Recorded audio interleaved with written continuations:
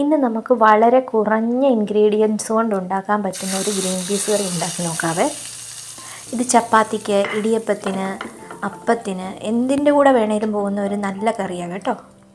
അപ്പോൾ അതിനായിട്ട് എന്തൊക്കെ വേണമെന്ന് നമുക്കൊന്ന് നോക്കാം.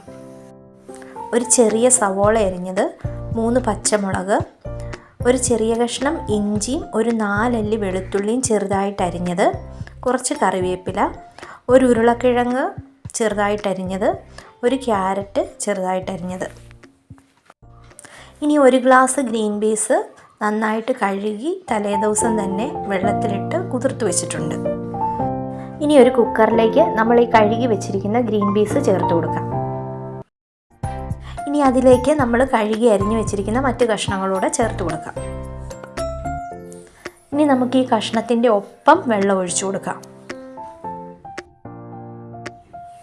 ഇനി ഈ കറിയിലേക്ക് ആവശ്യമായ ഉപ്പും അതുപോലെ മഞ്ഞ നിറമാണ് കറിക്ക് വേണ്ടതെങ്കിൽ ഒരല്പം മഞ്ഞൾപ്പൊടിയും കൂടെ ചേർത്ത് അടച്ചു വെച്ച് വേവിക്കാം. ഞാനിപ്പോൾ ഇതിലേക്ക് ഒരല്പം മഞ്ഞൾപ്പൊടി ചേർത്ത് കൊടുക്കുന്നുണ്ട്. ഇനി ഇത് നന്നായിട്ട് ഇളക്കി യോജിപ്പിച്ചിട്ട് കുക്കർ അടച്ചു വെച്ച് ഒരു 3 വിസിൽ വരെ വേവിച്ചെടുക്കാം. ഇനി ഈ കറിയിലേക്ക് ആവശ്യമായ അരപ്പുണ്ടാക്കാനായിട്ട് 1/2 കപ്പ് തേങ്ങ ചിരകിയെടുക്കാം. ഇനി ഈ തേങ്ങ ചിരകിയത് ഒരു മിക്സിയുടെ ജാറിലേക്ക് ഇട്ട് കൊടുത്തിട്ട് അതിലേക്ക് 1 സ്പൂൺ മല്ലിപ്പൊടി, അതുപോലെ മസാല, പെരിഞ്ജീരകം, കറുവാപ്പട്ട, ഗ്രാമ്പൂ, ഏലക്ക ഇതെല്ലാം കൂടെ കുറച്ച് ചേർത്ത് നന്നായിട്ട് അരച്ചെടുക്കാം.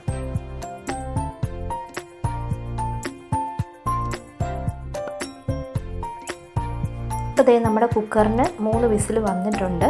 ഇനി അതിൻ്റെ പ്രഷറെല്ലാം പോയി കഴിയുമ്പോൾ നമുക്ക് മൂടി മാറ്റി നോക്കാം. ഇപ്പോൾ ദേ നമ്മുടെ കിഴങ്ങും ഗ്രീൻ പീസും എല്ലാം നല്ല പാകത്തിന് വെന്ത് വന്നിട്ടുണ്ട്. ഇനി ഇതിലേക്ക് നമ്മൾ അരച്ചു വെച്ചിരിക്കുന്ന അരപ്പ് ചേർത്ത് കൊടുക്കാം. അരപ്പൊഴിച്ച് കൊടുത്ത് കറി നന്നായിട്ടൊന്ന് തിളച്ച് വന്ന് കഴിയുമ്പോൾ നമുക്ക് ഇതിലേക്ക് കടുക് വറുത്ത് ചേർത്ത് കൊടുക്കാം. അപ്പോൾ ദേ നമ്മുടെ അടിപൊളി ഗ്രീൻ പീസ് കറി ഇവിടെ തയ്യാറായി വന്നിട്ടുണ്ട്.